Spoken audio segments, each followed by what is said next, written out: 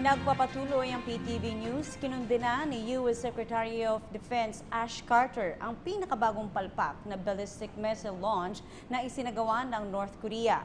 Ayon sa North American Aerospace Defense Command, naglunsad umano ang North Korea ng Musudan Intermediate Range Missile malapit sa hilagang kanlurang bahagi ng syudad ng Kusung.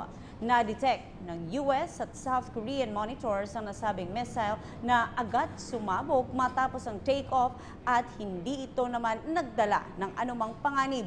Agad namang kinundina ng South Korea at Japan ang nasabing failed ballistic missile launch. Matatandaang noong nakarang linggo, ang UN Security Council ay naglabas ng kanilang labis na pagkundina sa naisagawang launch ng North Korea noong Sabado. Sinabi nito na isa ito umanong clear violation ng UNSC resolutions at illegal act of provocation.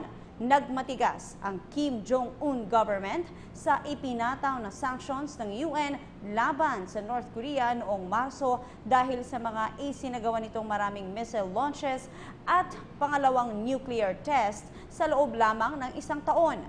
Sinasang-alang naman ng US sa mga bases nito sa South Korea ang permanenteng deployment ng B-1B at nuclear-capable B-52 bombers, F-22 stealth fighter jets at nuclear submarines upang subukang pigilan ang North Korean nuclear threat.